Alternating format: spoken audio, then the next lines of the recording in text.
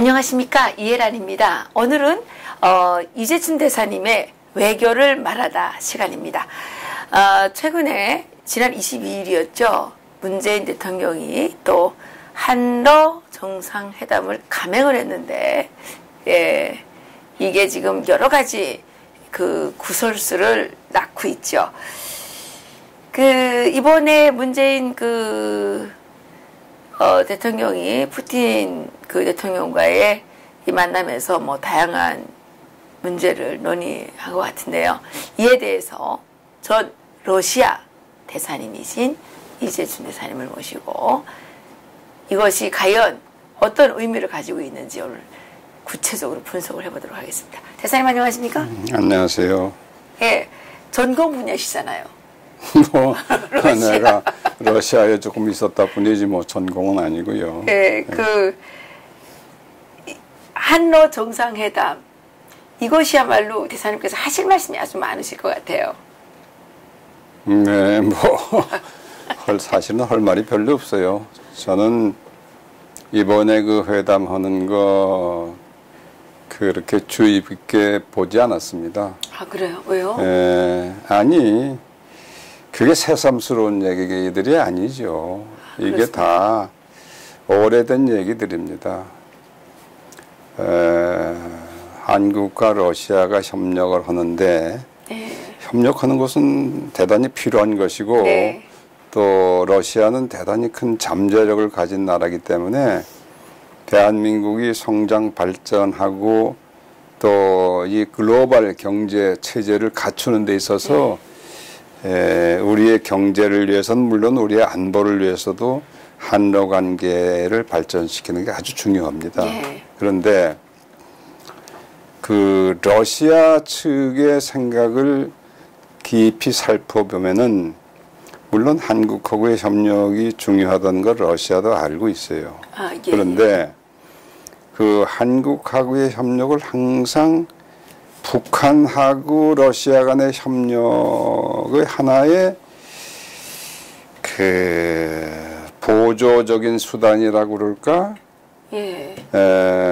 또 하나는 북한이라는 카드를 이렇게 찔끔찔끔 써서 한국의 일방적인 협력을 유도하는 그런 측면이 아주 강해요. 특히 푸틴 대통령이 2000년에 대통령이 됐는데 벌써 18년이죠. 18년이죠. 그런데 초기에는 굉장히 한국과의 협력을 중시했고 북한보다도 한국 이제 이런 성향이 뚜렷했는데 그동안에 쭉 해오는 걸 보면은 약간의 의심이 들어가죠. 그리고 결론적으로 말하면 그동안의 한러 관계라는 게 20년 동안에 물론 조금은 자랐지만은 우리가 중국하고 관계를 발전시킨 경제입니다. 시킨 거에 비하면 그것은 너무도 보잘것없는 거예요. 요번에 약속한 중에 2020년까지인가 무역액을 300억 불을 운운했는데 그것이 사실 중국의 10분질도 안 되는 얘기예요. 그러니까 그것만 보더라도 우리가 얼마나 떨어져 있는가를 알 수 있는데, 근데 이게 철도 협력이라든가 가스 협력이라든가 기타 과학기술 협력이라든가 에너지 협력 이런 것들이 전기 이런 것들이 다 그 자체는 그럴듯한데 실제로 실행에 옮기려면은 한국과 북한과 러시아의 이해가 딱 맞아 떨어져야 돼요. 그런데 그런데 추상적으로는 맞아 떨어지는 것 같은데 실제로 행동에 들어가려면 다 이게 걸려 있어요. 그래서 저는 초기에 한 20년 전에는 이게 잘 될 수도 있겠다 하는 희망을 한때는 가져봤는데 그 후에 이 돌아가는 형세를 보면은 그 두 가지 조건이 충족돼야 돼요. 하나는 그 남북한이 자유 통일이 돼야 되겠다. 그렇죠. 자, 예, 예. 그렇게 하면 러시아와 협력이 아주 원활하게 진행될 수 네. 있어요. 그것이 한 가지 조건이고, 또 하나는 저 러시아의 경제 체제가 시장 경제 체제로 명실공히 바뀌어져야 되겠다. 그렇죠. 지금은 껍데기는 시장 경제라고 그러지만은 예. 그 시장화라는 그 개념을 가지고 보면은 중국보다도 떨어져 있어요, 러시아가. 예. 그건 역시 푸틴 체제의 그게 하나의 한계죠. 네. 그래서 결국 조금 더 멀리 본다면 이제 남북이 통일이 되고, 네. 또 푸틴 체제라는 게 2024년에 끝납니다. 네. 앞으로 6년이 더 있어요. 이제 그렇게 요번에 이제 취임 금방 했으니까. 네. 그러니까 6년입니까? 주기? 6년이에요. 이야. 예, 그러니까 그 후에 정말 시장 경제 체제로의 완전한 그 전환이 이루어지고, 이 한반도도 시장 경제 체제로 통일이 되고, 그랬을 때 희망이 있는 거 아닌가? 난 그렇게 생각합니다. 그렇죠. 그런데 독재자들일수록 시장 경제에 부정적이지 않는가요? 지금 그렇죠. 지금 뭐 북한 체제는 말할 것도 없고, 네. 중국은 소위 사회주의 시장 경제라고 이제 명명하고 있죠. 근데 그 사회주의 시장 경제라는 거는 경제 원칙이 보통은 이렇게 시장 경제 메커니즘을 따라서 움직이다가도 정치적으로 어떤 필요가 없으면 그것이 한순간에 스톱이 되는 거예요. 그렇죠. 네. 우리가 사드 보복을 당하는데 그게 시장 경제 체제에서는 그런 거 있을 수 없어요, 사실은. 없죠. 그럼요. 그러니까 정권이 눈짓만 하나 하면 그냥 변하는 거죠. 예. 근데 그것이 러시아의 경우도 그게 크게 다르지 않다. 난 그렇게 생각해요. 그렇죠. 근데 시장 경제 체제하고 사회주의 어떤 체제의 그 어떤 뭐 시장이 되는지 모르지만 사회주의 경제하고 이렇게 붙으면 시장 경제가 망하는 것 같. 이게 이 사회주의한테 당하는 것 같아요. 왜냐하면 여기는 완전히 그 힘이 집중되어 있으니까 전체적으로는 약하지만 그 부분적으로 볼 때는 완전히 파워풀하잖아요. 집중이 되니까. 그러니까 이 깡패 어떻게 보면 깡패지요. 그 이런 거 다 하면 안 되는 거 아닙니까? 좀 상대를 들어야죠. 잘못하다가는 지금 그 한국 기업들이 중국 갔다가 지금 다 쫓겨난다면서요. 근데 그것은 일시적인 현상이죠. 지금 이 지구 위를 이렇게 펼쳐놓고서 전체 지구의 경제 체제가 돌아가는 걸 보면은요. 그렇죠. 예. 미국은 물론이고, 유럽이 옛날에는 서유럽에 그러다 이제 동유럽까지 전부 해서 됐지요. 그게 전부 시장 경제로 된 거 아닙니까? 그렇죠. 지금 오로지 남아있는 것이 이제 중국하고 러시아도 좀 그렇고, 북한은 말할 것도 없고. 그 세 군데가 진짜 문제가 아니, 그리고 지금 뭐 여러 가지 군데가 말썽이 일으킨 뭐 중동에도 시리아라든지 이란 이런 데는 다 이제 그 소위 한 사람이 이렇게 그 지휘하는 경제가 돼 있는데 그게 과거 50년 전에 비하면 그게 지도가 확 달라진 거죠. 그러니까 그렇죠. 그래서 지금 이제 여기 이 대국 둘이 이렇게 남아있고 거기 북한도 남아있는데 그것도 이제 변하고 있고 완전히 변할 날이 그렇게 멀지 않다고 저는 봅니다. 아, 그렇습니까? 그 이번에 그 지금 문재인 외교에 무슨 성과라고 지금 기타 지금 언론에서 칭찬을 하고 있는데 남북로 철도 가수 전력 협력 3대 분야 협력 이거를 지금 뭐 공동 연구 추진에 이제 합의했다고 하는데 이게 우리나라 이익이 있는 겁니까? 그게요. 물론 이제 제대로 되면은 이익도 있고 러시아에도 이익이 있고 그런데 그게 2000년에 그 한러 정상회담이라는 게 있었죠.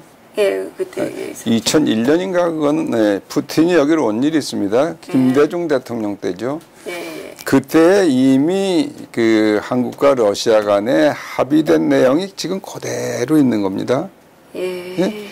그 당시에도 이 철도 연결, 예. 소위 남북을 관통하는 한반도의 종단 철도하고 예. 저 시베리아를 관통하는 시베리아 횡단 철도하고 그것을 연결하는 그것은 이제 TSR이라고 그랬어요. 예. 예?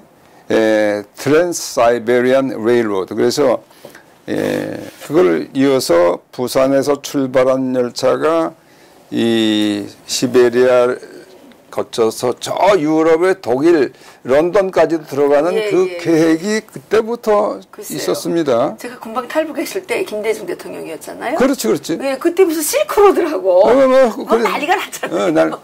근데 그때 소위 6.15 공동선언이라는 2000년 6월에 김대중, 김정일 회담에서 평양회담에서 남북 간의 철도 연결을 합의를 했어요. 그 예, 당시에 합의했습니다. 했죠. 그런데 예. 그게 지금 20년 다 됐는데 됐습니까? 안 됐죠. 예. 그게 왜 안 됩니까? 그 체제 때문에 안 되는 거겠죠. 그 체제에서는 그거 할 수가 할 수가 없어요. 없는 거죠. 보세요. 지금 북한에서 살고 있는 사람들이 외부 정보에 근접하는 것을 절대로 막는 거 아닙니까? 그렇죠. 그런데 만일 이 부산에서 철도가 가면은 철도 연결되면 뭐 사람만 갑니까? 물건도 가고 돈도 가고 또 왔다 갔다 하잖아요. 그럼요. 관광도 가야 되고 그런 그렇죠. 사람들이 그냥 쏟아져서 들어가면은 그게 정보 통제가 되겠습니까? 안 되죠. 그러니까 할 수 없는 거예요. 그렇죠. 처음부터. 그래서 이게 자유 통일이 되지 않으면 안 된다는 게 바로 그런 그렇죠. 얘기죠. 그 지금 한국 그 대통령이 이번에 거기 가가지고 또 그 뭐 또 면담을 하는데 그 의장대 이제 나왔잖아요. 사열. 그럼 대우는 잘해주신 겁니까? 나는 그 장면 보지 못했고 근데 거기 대해서는 관심이 없어요. 도대체. 푸틴 대통령은 없고 네. 그 무슨 사복 입은 젊은 남자들이 같이 가는데 문재인 대통령하고 그 부인하고 쭈렁쭈렁 따라가더라고요. 글쎄 그 사진도 난 봤는데 네. 그것이 누가 찍은 사진인지 그걸 알 수가 없어요. 그렇기 때문에 그것만 가지고 얘기할 필요가 없고 아, 그런가요? 지금 문재인 대통령이 러시아 간 거 자체는 글쎄요 뭐 의미가 있다고 그러지만 뭐 월드컵도 가서 구경도 하고 뭐 그랬으니까 그런데 그 정말 러시아하고 해야 될 수 있는 일이 중요한 게 있으면은 그 우리 대통령을 초청해 놓고선 52분 동안 나타나지 않고 그런 상황들이 벌어집니까? 그렇죠. 예? 근데 이 사람 과거에 박근혜 때도 그랬고 그런 아베도 그렇고 그런 결례들을 많이 하는데 이건 결례 차원에서 끝나는 게 아니라 바로 그 체제 자체를 그렇죠. 의미하는 거예요. 그러니까 그 협력의 한계가 있다. 그래서 그렇죠. 내가 이 모든 것을 종합해 볼 때 지금 이 체제 가지고 협력하는 것은 좀 어려울 것이다 하는 얘기라는 거죠. 아, 예. 뭐 우리가 청사진은 얼마든지 그리죠. 청사진은 뭐 우리가 약속은 북한하고도 수백 개를 했죠. 그렇죠. 뭐 안 지키는데 그게 무슨 필요가 있어요. 휴지 조각이지. 그러니까 지금까지 김대중 대통령이 푸틴하고 한 거 그 후에 또 이명박이가 한 거 박근혜 그렇죠. 이 모든 것들이 다 지금 그냥 사장돼 있는 거예요. 그러니까 정권이 바뀔 때마다 뭐 남북로 철도 천년가스 할 때마다 나오더라고요. 똑같은 얘기 계속 하는데. 제가 아는 그 분이 있는데 그분은 이 유라시아 철도 무슨 그 단체까지 만들었어요. 근데 그런 이제 그거 꿈을 가지는 건 좋지요. 네. 근데 그걸 지금 당장 뭘 하겠다고 덤벼들면은 그 어렵다 예. 이거죠. 그 지금 푸틴 대통령이 이제 김정은하고 만나기로 돼 있지 않습니까? 그걸 뭐 동방 포럼에 초청했다고 돼요? 예, 그걸 어떻게 보십니까? 글쎄 그게 과거 박근혜 대통령 때도 그런 시도를 했죠. 아, 그랬습니까? 아마 이번에도 동방 포럼인 게 9월 달에 이제 그건 어디서 하냐면 이 블라디보스토크 그런 데서 해요. 네. 가장 동쪽에. 그렇죠. 예, 예. 그게 이제 거긴 왜냐면 거기를 문재인 대통령을 주빈으로 모시겠다고 그랬죠. 예. 왜 주빈으로 모시느냐? 이 동방 포럼이라는 게 지금 러시아는 기본적으로 이 우크라이나 사태 때문에 미국의 예. 엄청난 경제 제재를 받고 이제 EU한테도 받고 있고 예. 그래서 지금 경제가 형편없습니다. 러시아가 우리 한국의 GDP하고 맞먹는 조금 올라갔었는데 이제 떨어지고 그런데 근데 이제 이것을 그 타개할 길이 방법이 만만치가 않죠. 러시아가 저런 행동하면 계속 이제 그렇죠. 압박을 가하는데 그래서 그 경제의 숨통을 어디서 틔려고 그러냐면 이 바로 동쪽 이 시베리아 동쪽 맨 끝에 이쪽에 네. 떠서 우선 그 타겟이 한국, 일본 바로 거기 가까우니까 막 중국은 뭐 조금 하고 이렇게 해서 거기에 투자를 이제 예컨대 수천억 불 이렇게 모으려고 그러죠. 근데 그러려니까 한국이 제일 만만하고 또 한국은 항상 북한이라는 데 약점이 약간 잡힌 것 같으니까 끌고 갈 수 있고 그러니까 항상 한국을 하는데 그 작년에도 갔죠. 이 문 대통령하고 그 전에도 갔습니다. 박근혜 매년 가는데 갈 때마다 딱 만나자는 시간 총중을 갖다 3,000명, 5,000명 모아놓고서 딱 하는데 1시간씩 그냥 안 오는 거예요. 나타나질 않아요. 예. 여긴 가서 손님으로 가가지고 멍청이 기다리고 있는데 그냥 그런 못된 짓을 하면 되겠어요? 그렇죠. 근데 그걸 아직도 깨닫질 못하고 있어. 근데 그게 문제는 거기 누군가 가서 대통령 이거 지금 저 외빈들을 기다리면 절대 안 됩니다. 이거 이렇게 말할 수 있는 인간들이 하나도 없는 거예요. 거기도. 그래요?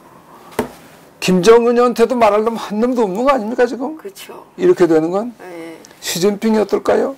그 다 비슷한 사람들이에요. 그렇죠. 그러니까 그래가지고 우선 협력 분위기가 소생이 안 돼. 거기에 대통령만 갑니까? 여기 무역협회 회장이고 무슨 전경련이고 무슨 뭐 상공회의소 이런 경제 대한민국의 경제를 이렇게 정말 좌지우지할 수 있는 이런 그리고 기업가들이 뭐 50명, 100명씩 따라 그런데 그 사람들을 갖다 전부 1시간씩 기다려놓고 그게 말이 안 되지. 그 사람들이 마음이 생기겠어요? 안 돼요. 그래서. 그런데 지금 김정은이가 트럼프 대통령을 만나기 전, 만난 후 지금 연거포 이때까지는 한 번도 못 가던 중국을 3번이나 갔단 말입니다. 그렇죠. 그러면 푸틴이 시진핑처럼 김정은을 그렇게 이용할 가능성은 없는 겁니까? 지금 하려고 그러죠. 하려고 그러고 있어. 지난번에 그 라브로프 외무부 장관을 북한에 보냈어요. 네. 보내서 그 왜 보내겠습니까? 그 러시아도 외무부 장관이 이렇게 간단하지 않은 사람이에요. 네. 지금 그 사람이 북한 간 게 굉장히 오랜만에 갔을 거예요. 그렇죠. 옛날에 우리가 1990년에 이 러시아하고 국교를 정상화할 때 그때 그 당시에 있었던 그 누굽니까? 골바초프 그 서기장 밑에서 외무부 장관하던 셰바드나데라는 사람이 있었는데 그 사람이 한국하고의 이 수교를 하기로 결정했기 때문에 사전에 북한 지도부에 알리기 위해서 갔지요. 갔는데 김일성이가 만나주질 않았죠. 그 엄청난 그 모욕으로 생각하고 이제 그런 일이 있었는데 아마 그 후에 외무장관이 갔던 얘기를 별로 들어본 일이 갔나 모르겠어요. 이번에 그 어렵게 간 거예요. 근데 이것은 러시아는 기본적으로 이 조선민주주의 인민공화국이라는 나라를 만든 나라입니다. 그렇죠. 러시아가. 그렇죠. 이거 완전히 이거예요. 미니에이처라고 합니까? 조그만. 그렇죠. 카피죠, 카피. 네, 그렇죠. 그러니까 그러니까 거기에 대해서 아무리 체제가 바뀌고 그래도 이해관계가 항상 있죠. 그러니까 늘 이 한반도에 대한 영향력을 어느 정도는 가지고 싶어 하죠. 가져야 되지. 그러니까 이게 전부 지금 들어가다 보니까 미국 트럼프고 거기다 또 시진핑 했는데 이거 안 되겠단 말이야. 그리고 또 아베도 아베대로 지금 뭐 북한 가겠다 어쩌다 그러고 있는데 그러니까 외무장관 보냈고 이제 마침 동방 포럼이라는 게 있는데 오라. 문재인이도 온다. 나도 온다. 당신도 오라. 그러니까 이제 지금 뭐 우리가 지난번에 무슨 종전선언 우점이 하면서 뭐 트럼프하고 김정은하고 문재인이 거좀 만나서 뭐 하는 이런 거를 꿈을 꾸고 상상을 하지 않았습니까? 그렇죠. 그 why not? 그러니까 저 누구야 푸틴은 동방 포럼에 문재인이도 오고 김정은이도 오고 그러면 why not? 셋이. 그럼 거기서 종전선언을 합니까? 아이 거기는 뭐 할 수가 없지. 거기는 종전선언이라는 거는 그 휴전협정을 바꾸는 건데 그렇죠. 휴전협정에 그 러시아는 당사자가 아니니까 소비에트 유니언은 그 당시에. 그러니까 뭐 그러나 하여튼 이제 그런 걸 거기서 꿈꿀 수 있지 당연히. 그런데 그 만약 경우에 이제 김정은이가 러시아를 방문한다 그러면 김정은의 가장 큰 지금 문제가 경제 문제 아니겠습니까? 그런데 러시아로부터 뭐 경제적인 도움을 좀 받을 수 있을까요? 지금 아직은 국제사회의 대북 제재가 계속되고 있는 거 아닙니까? 그렇죠. 그리고 엊그제 그 트럼프 대통령도 북한에 대한 제재 그거를 1년간 연장하겠다고 그러지 않습니까? 그렇죠. 그러니까 제재는 계속 되는 건데 지금 중국이 그걸 자꾸 풀으려고 그러고 있고 풀었어요. 일부는 좀 풀고 풀었어요. 근데 러시아가 가장 적극적으로 제재를 풀으려고 그러고 있습니다. 아 그래요? 왜냐하면 러시아도 제재 받고 있어서 자기 경제가 어렵잖아. 그러니까 뭔가 좀 돈도 북한이 풀리면 자기도 풀린다. 아니 그러니까 그러니까 그 러시아도 이제 뭔가 북한에 그 물건을 좀 팔아먹기를 원하고 있죠. 아 그렇군요. 그리고 북한 팔아먹지 않고 이 원조도 허물어서 이제 앞으로 계속 그 북한을 붙들고 나가고 싶어 하지요. 그러니까 그 지금 그동안에도 보면은 이 유엔 안보리의 그 대북 제재 결의를 할 때 항상 그 걸림돌이 러시아 중국의 그 비토 거부권 건데 늘 러시아가 그 딴지를 걸었죠. 그러니까 이제 그런 의미에서도 김정은이는 급하니까 러시아 측에서 좀 도움을 받기를 원하고 있는 건 사실이죠. 이게 무슨 자료를 하나 보니까 블라디보스토크 주재 청용사관이 그 러시아 국동세관 자료를 토대로 이제 발표한 그 보고서에 금년 1분기 동안에 이 국동지역하고 북한 간의 그 교역량이 2.7%가 증가했다는 겁니다. 그건 사실일 겁니다. 그래서 지금 지금 중국하고 북한도 이제 중국이 어떻게 도와주냐면 밀수를 봐주는 거예요. 그러니까 지금 러시아도 그렇게 이제 밀수를 불법 교역이니까 밀수를 봐주는 거 아닙니까? 이런 거는 우리 정부가 어떻게 대처해야 되는 겁니까? 글쎄, 그러니까 우리가 이제 해야 되는 일이 여러 가지가 많죠. 유엔 안보리에서 만장일치로 제재 결의를 했잖아요. 그렇죠. 그 예컨대 의류 수출 안 된다, 수산물도 안 된다, 뭐 여러 가지 기름 안 된다, 뭐 비행기 기름도 그 긴급한 사태로 돌아올 거만 한다, 뭐 이러한 여러 가지 제약들이 있잖아요. 근데 철도 안 된다, 광물은 안 된다, 뭐 이런 게 뭐 사실은 누구 말대로 바늘 하나 못 하나라도 들어가면 안 되게 돼 있어 지금. 그런데 그것을 이제 계속 중국이나 러시아는 그거를 조금씩 위반을 하는데 그 위반을 하면 그 위반하는 사실을 누군가가 야 이거 그렇게 하면 안 되지 않냐 이렇게 해서 유엔에 보고를 하고 고발해야죠. 고발을. 근데 그 고발은 누가 하겠어요? 중국 사람이 하겠습니까? 북한이 그걸 고발하겠습니까? 한국이 해야죠. 한국이 해야지. 그럼 한국 누가 합니까? 대통령이 해야죠. 아니 대통령 그걸 어떻게 봐? 그건 나가서 일꾼들이 있잖아요. 그러니까 정부가 해야죠. 우리 블라디보스톡에 우리 일꾼들이 있잖아요. 예, 영사관들이. 영사관도 있고 또 뭐 또 영사는 아니지만 또 다양하게 있어요. 예. 또 뭐 단동 근처에 저 심양에도 우리 나라 있잖아요. 그럼 그 사람들이 이걸 이렇게 해서 다 보고서 쓰고 다 고발하고 이렇게 언제 몇월 며칠 이걸 해야 될 거 아니야. 보고 하는데 그걸 지금 이 정부가 이 문재인 정부는 북한 편이니까 그러니까요. 그 북한 편이니까 그걸 그렇게 하라고 그러겠어요? 안 하죠. 그러니까 지금 안 하고 있지. 다. 이거 이제 구멍이 뻥뻥 뚫리는 거예요. 아니 내가 너무 심하게 얘기했나? 아니죠. 아니죠. 그러면 이게 이제 사실 그 대한민국 입장에서는 지금 가장 그 핵하고 북한의 핵하고 가장 지금 그 이해관계가 있는 거 아닙니까? 그렇죠. 우리 문제죠. 우리 문제지 않습니까? 그러면 미국의 그 대북 제재 그 비핵화 그 전략에 맞춰서 우리가 같이 미국하고 같이 움직여야 되는데. 같이 움직여야 되는데 우리는 지금 북한하고 같이 움직이려고 그러니까 문제가 있고 중국하고 같이 움직이려니까 문제가 있는 거지. 요번에 또 러시아까지 갖고서 또 같이 움직일 그런 태세니까 이게 아주 고약한 게 되는 거죠.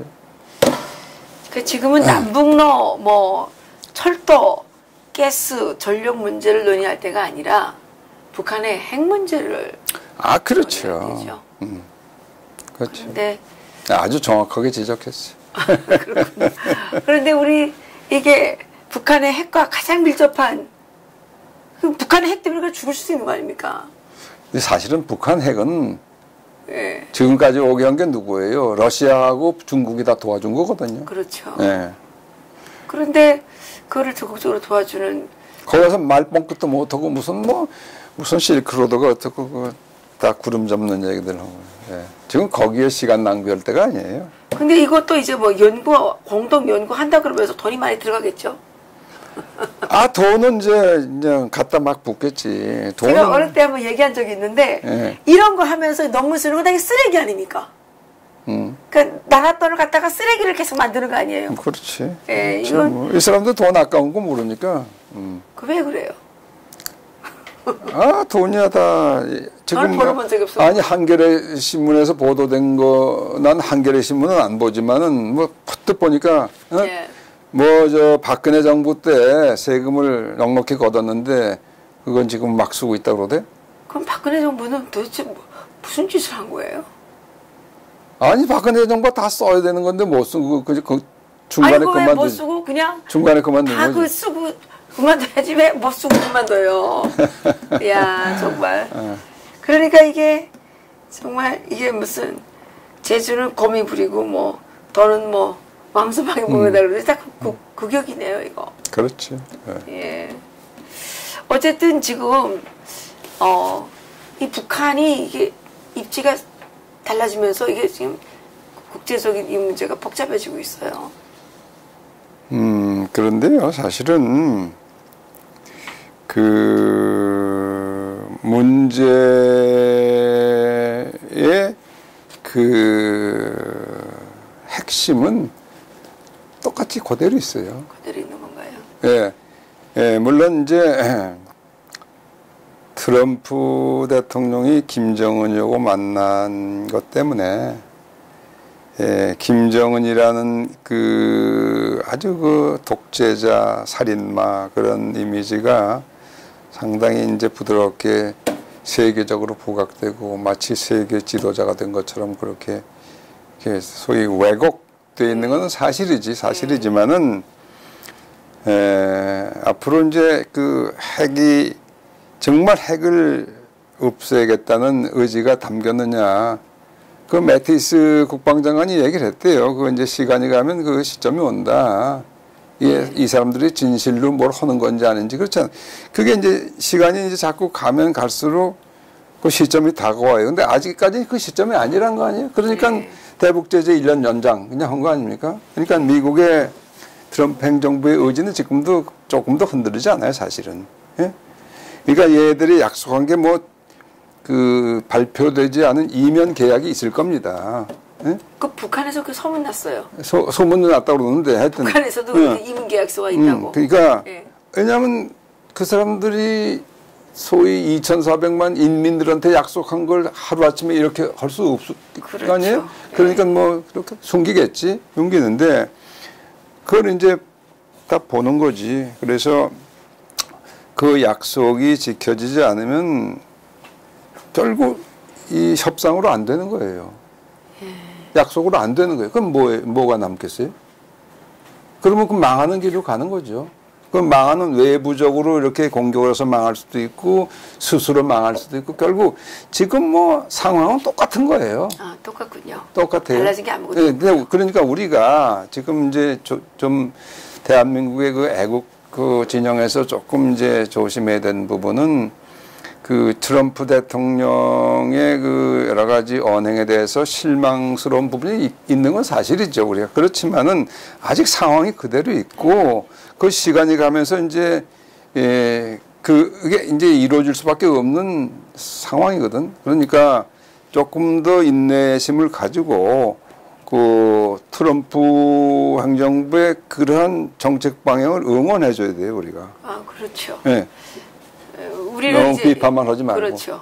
우리가 대한민국 국민은 문재인 정권이 똑바로 하도록 그렇죠. 압박을 해야 될 것 네. 같아요. 그래, 예. 맞습니다. 뭐 네. 저기 트럼프 대통령 고소할 필요 없고 네. 지금 네. 이 나라가 문제 아닙니까? 이 나라. 그럼요. 예. 네. 오늘 그 러시아 대사님을 만나서 이렇게 인터뷰를 하니까 이게 훨씬 이 러시아의 그 음흉한 속내 이 삼각관계 이런 것들이 이제 좀 더 잘 보이는 것 같습니다. 대사님 너무 감사합니다. 아이고, 앞으로 내가 러시아에 대해서 좋은 얘기를 해야 되는데 뭐 사실이 그렇지 않기 때문에 러시아 사람들이 들으면 뭐 아주 나를 못된 놈이라고 그러겠지. 아니 뭐 진실을 얘기할 수밖에 없는데 어떡합니까? 그래요. 결국 우리는 진실을 얘기해야 되고, 자꾸 거짓을 가지고 진실인 것처럼 포장하는 그 기술자들이 이 대한민국 지금 현 정권하에 수두룩하게 있어요. 그거를 타파하지 않으면 우리는 사실 나라가 어려운 겁니다. 예. 그러게 말입니다. 이게 그냥 국민들만 등어리가 휘는 것 같습니다. 그래도 이해란 박사처럼 이렇게 투사가 있어가지고 진실을 얘기를 하고 그러니까 얼마나 내가 마음 든든한지 몰라요. 예, 감사합니다. 뭐 저희가 이런 뭐 자그마한 방송으로라도 또 국민들이 뭉칠 수 있도록 뭐 자그마한 이 뭐라 그럴까 눈사람 만들 때 이렇게 조그맣게 이렇게 눈덩이 만드는 그런 역할 정도를 할 수 있는지는 모르겠으나 어쨌든 대사님께서 이렇게 늘 또 그 한 주에 이거 시간 맞춰 나오는 것도 어렵거든요. 그런데 이렇게 꼭 시간 맞춰 나와주셔서 지금 우리나라의 문제는 국제 정세 이거 외교의 문제입니다. 지금 사실은 국내 문제는 뭐 있지만 외교를 잘해야 되는데 그런 문제가 있는데 이런 거견을 늘 말씀해 주셔서 제 개인적으로 상당히 고맙게 생각합니다. 제가 이번에 미국 갔는데 그래도 이해란 TV 많이 알아보시더라고요. 그럼. 미국에서도 많이 알아보시고, 특히 DIA, NGA 이쪽에서도 많이 도움이 된다 이런 말씀. 거긴 정보 수집하는 데가 주 임무니까. 그래서 제가 좀 조금이나마 자부심을 좀 가진 적이 있습니다. 아이고, 열심히 합시다. 대사님 오늘도 고맙습니다. 네. 감사합니다.